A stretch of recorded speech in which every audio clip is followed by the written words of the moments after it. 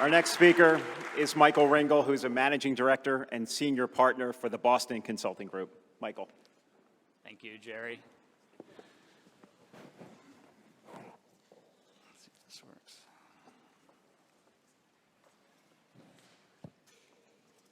There we go. So welcome, everyone. It is great to see an amazing group of folks here. I encourage you all during the breaks to be making connections and at Bar 7 later. That's what this meeting is about. Before I jump in, just a question by show of hands. How many of you traveled at least one time zone to get here? That's quite a lot. Keep your hand up if you traveled eastward to get here. Still quite a few. Okay, you can put your hands down. You're probably feeling the effects of this classic result, which are the effects of circadian rhythm disruption on mortality. Davidson and colleagues looked at the effect in mice. Every week they shifted the day-night cycle by 6 hours. And there was no mortality effect, at least in young mice, but in aged mice, you saw this effect, which flying east is particularly difficult. It's difficult on aged mice, it's difficult on humans. I'm a consultant who spent 25 years traveling. There are lots of tips out there. One of the tips that I don't see that much out there, so I'll mention it, is it's predicated on the belief that it's easier to force yourself awake than to force yourself asleep. So when you're flying east, get up early that morning, and when you're flying west, stay up late that night. So Bar 7 may come in handy. Okay, enough about that. What I really want to talk to you about, though, are these four things. So first, that life and health are valuable. Second, that the way to extend from where we are now has to be via geroscience. Third, that this is not yet on the public radar, but it really has to be if we're going to make progress. And that therefore we need a stronger grassroots movement. Now, the first of these is a value judgment. So I'm just going to assert it, that life and health are in fact immeasurably valuable. The rest of these then follow logically from that. And so I'm going to jump in on number 2, that geroscience is the way forward. So this is a Kaplan-Meier curve for human survival. So the y-axis is the percent surviving, and the x-axis is age. And you can see the declining curve here. And you can see over different time periods. And it's changed quite a lot in the last 150 years. The curve has moved up and to the right, largely through improvements in sanitation, vaccination, reduced infant mortality. But there's a couple of things that should be apparent when you look at this. The first is that the curve is already pretty square, so there's only so much more you can do. And the second is that the maximum really has not changed. That's true no matter how much you spend. So the y-axis here is health-adjusted life expectancy, so similar metric. The x-axis is per capita spend on healthcare. And what you can see is there's an asymptote here. Each dot is a country. And so there's an asymptotic curve. You can probably guess which country is the dot that's way out to the right there. But whenever you see an asymptote, it begs the question of, is there a limit here? Is there some sort of natural limit that we're running up against? The answer is yes. We are at the limit. This is work by Olshansky and colleagues published in Science now more than 30 years ago. It's work that has really stood the test of time. They used US data, and a lot of what I'll show you here are US data, but the patterns hold broadly for a lot of other countries. And what they showed was, in order to reach an average life expectancy of 85, you would have to reduce mortality rates from 1985 levels by 55%, to reach 90, reduce by 70%, to reach 105, reduce by 90%. That's in the context that if you were to cure all major degenerative disease, you would only reduce it by 75%. So it's suggestive that you're at the limit. And that prediction that they made 30 years ago has been largely borne out over the time period since then. The quote here is on the right, which is the period of rapid increase in life expectancy in developed nations has largely come to an end. But that's not the actual quote. The actual quote was unless there's some new advance in lifespan and health span technology. And then they also go on to say, and we think that kind of advance is likely. So are they right in thinking that? And the answer is, again, yes. There's a lot of reason to believe that new technologies on the horizon that can extend lifespan and health span. These appear to be genetically evolved and genetically regulated traits, which implies malleability. There are lots of lines of evidence on this, from evolutionary theory to comparative biology to what we see in terms of plasticity based on conditions, to genetics, to what we see in experimental data from animal models or even epidemiological data from humans. I presented this slide in detail last year, so I'm not going to represent it now. I will refer you to the link, so happy to have you watch the video. But the take-home message from this was that there is absolutely biology for us to tap into in geroscience to make progress, which is happy because tapping into existing biology is powerful and, in fact, maybe in some ways the only way to make progress in healthcare. Some examples of that, on the left-hand side, is an example of pathway. In order to develop antihypertensives, it was important to tap into parts of the renin-angiotensin cascade. On the right-hand side, it's all the different modalities, each of which really taps into some aspect of existing biology, whether that's RNAi tapping into the risk mechanism or CRISPR tapping into Cas9, et cetera. And what are some of the ways that geroscience points the way forward in terms of biologies that we can tap into? On the left-hand side, what you might call the don't make hay when the sun doesn't shine mechanism. So I kind of briefly alluded to what I talked about last year in terms of the evolutionary biology predicts that there should be some mechanism that switches between growth and reproduction when conditions are good to repair and maintenance when conditions are adverse. We now know a lot about that. There are a lot of upstream factors, a lot of downstream factors. I'm not going to go into it in this talk. At a mechanistic level, people talk about it, they call it hormesis, which you might think of as that which doesn't kill you makes you stronger mechanism. But there's a lot of biology to tap into there. On the right-hand side, maybe even more exciting, is what I call the babies are born young mechanism. So there exists within you some amazing biology that can take the cells from two adults and make a brand new baby. That miraculous, right? But there's some biology you can tap into there. And the picture here, Shin Yamanaka helped us understand how you might reset the state of a cell, both in terms of differentiation, but also in terms of age, with induced pluripotent stem cells. The picture also of Dolly the sheep, which was the first mammalian clone from a adult stem cell, or from adult cell. On the bottom are some results from a preprint server, not yet peer-reviewed, but it's the first evidence that you can take a normal mouse and using this partial reprogramming actually extend lifespan. So the blue line is the treatment arm versus the control arms, and you can see there's a modest effect when they treated very old mice in this case. Okay, so there's lots more to say on that, and a lot of this meeting we'll talk about all the various different approaches, but we've, I think, established points 1 and 2. So life and health are valuable, and point 2, there's a limit that we've reached, but there's a way to break through that limit, and there's plenty of evidence to show that geroscience is that way forward. So the third point, though, is just how important it's going to be for public support to be out there in order for us to really make progress. So why do I say that? So here's a model of how medicines actually get created. I'm going to work backwards. So starting from approved medicines, it's very helpful to have pharma involved.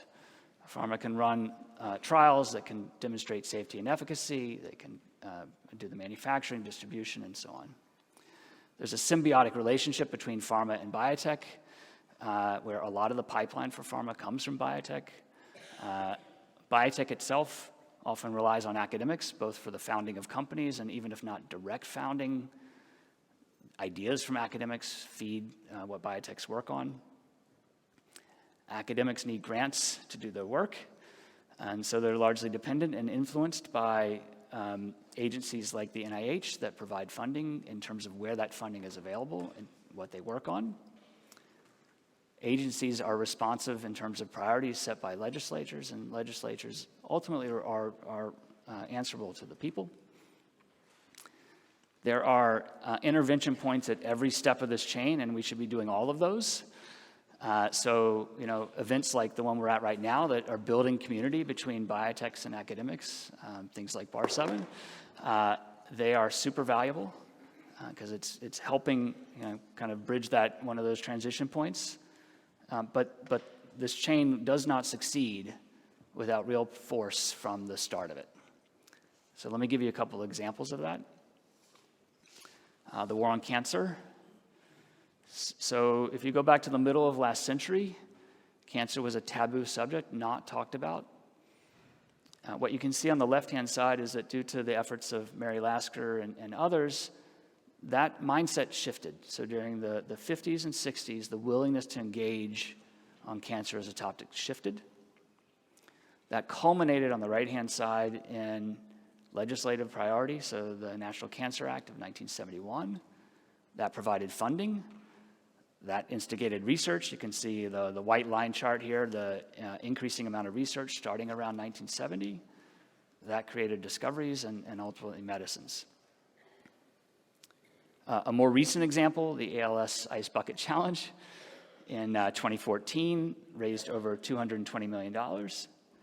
And it was not just a direct impact, but it was a catalyst. So on the right-hand side, it drove a change in NIH funding, right? A 4x increase. It drove a change in amount of research, 20% increase. Many discoveries came out of it, and we now have 3 new approved medicines that all, at least modestly, are disease-modifying. It is not to say we're done in ALS. There's a lot left to do. There's a lot left to do in cancer. But these are examples of what you can do when you get public interest. So where are we with geroscience? So I'll use cancer as a bit of a benchmark, and we'll just go one by one across these. I'll skip over public opinion because I'm going to come back to that in the next couple of slides. But in terms of legislation, so still very active in cancer, and rightly so. Things like the Cancer Moonshot, 21st Century Cures Act. Where are we in geroscience? Even having trouble with ICD-11 classification. Funding, $45 billion in NIH funding every year. Less than $1 billion goes to direct work on the mechanisms of aging. 1.1 million biomedical publications every year. About 10,000 are geroscience related. 24,000 biotech companies. About 200 are geroscience related, and maybe 1% of the total pipeline. Pharma's definitely interested in this space. They're making investments. But if you say, well, what portion of their total annual OPEX is actually going to it right now, it's still less than 1%. And then maybe not surprisingly, of the nearly 20,000 drugs out there, we don't have a geroscience agent on market per se. There are very likely drugs on market that actually work via a geroscience mechanism, but they're not approved as such. So there's a lot of work for us to do across this whole chain, including on public opinion. So if you look at the top left of this, just where are we in terms of recognition, awareness? Something like 10 or 11 to 1 say, we've heard nothing about this, to we've heard a lot about it. On the bottom left, you can see the level of support, what I'll call decidedly mixed. And when you ask people, why would you be against this? You get the reasons on the right-hand side. These are all super important, questions. Like, I care a lot about our impact on the environment, obviously the economy, and so on. But it is a misunderstanding to think that lifespan and health span extension necessarily adversely impact these things. There's things to talk about in detail on each of these. I don't have time to go through all of them, but what I'm going to do is go a little bit of a deep dive on the financial one. So why do people make this assumption that somehow lifespan and health span is going to adversely impact the economy? Well, I think they're making an inference from what's happening with an aging society. So what you see on the left-hand side is an aging population is driving an increase in expenditures on entitlements, so the blue and the green, Social Security and healthcare spending, those are going up as the society ages. On the right-hand side, you also have a lower percentage of the population participating in the workforce. There's an adverse effect on GDP growth. But that's assuming an aging, a society that's not active. The whole premise of lifespan and healthspan is that actually people are going to be productive longer, be consumers longer, be engaged longer, be members of society longer. And in fact, when you look at the literature on this, it makes exactly the opposite point. And some very serious economists have looked at this. So the first one, Murphy and Topol at University of Chicago, wrote a National Bureau of Economic Research paper. They looked at the gains that have happened already. So increases in health span and lifespan that happened from 1970 to 2000, what was it worth? A lot. $3 trillion every year increase to the economy because of this. Goldman and Olshansky and colleagues looked at a model developed at RAND for then saying, okay, what is this going to impact going forward? And they looked at a super modest increase. So this is the change in the Kaplan-Meier curve that they looked at, just from age 50 onward, and phased in slowly over time. So almost an imperceptible change, still worth over $7 trillion. And then Scott and colleagues at Oxford most recently looked at kind of 4 very colorfully named examples. And in the one where they looked at an increase in health span by 10 years, they concluded it was worth $367 trillion. So there is a ton of positive economic benefit from lifespan and health span. It is exactly the opposite of the assumption that many people make. And so that's why it's important for us to be getting out there and actually getting the message out, because otherwise there's this misperception that actually is driving the exact opposite conclusion. Okay, so how do we do this? So there's a lot of literature out there on what has driven successful social change movements. This particular list is from Crutchfield. The book actually is entitled How Change Happens, so very appropriately named. I'm not going to read the whole list here, but the sort of crux of it all is you have to have a grassroots. There has to be engagement at the local level from a lot of people. We are not there yet in health span and lifespan, but I think we can get there because there's actually a lot of interest, like inherent interest in health, inherent interest in longevity that we can tap into. So unless you were soundly sleeping, you probably saw, these articles, this, new study, 8 habits to add 24 years to your life. This is just a small sample of the number of times it showed up. If you were soundly sleeping, that's probably okay because it is one of the 8 habits. So okay if you missed it, but it was based on some epidemiological research done by Nguyen on U.S. veterans. And in case you're interested, the 8 habits were first exercise. And at least the epidemiology is that a lot of the benefits versus amount of exercise accrues in a kind of asymptotic fashion. So you get a ton of the benefit from just a small amount. So if you're not exercising, we encourage you to start. You don't have to do that much.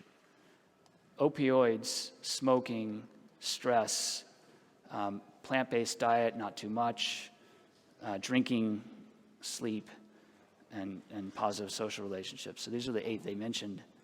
There's a lot else out there that, in the literature of what you can do, supplements, et cetera.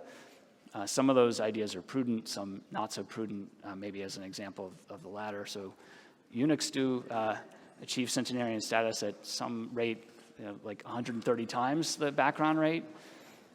This is translated. So if you ablate the germline in model organisms, you see the same effect.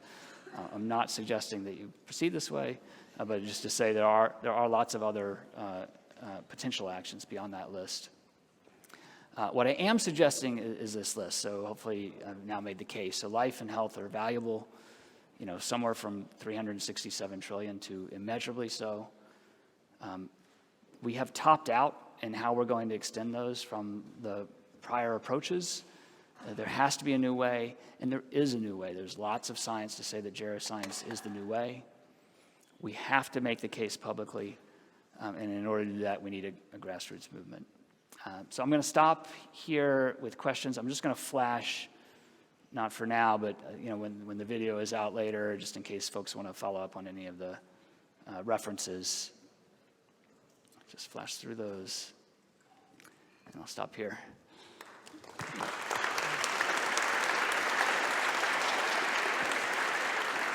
Michael, we have time. Fascinating talk.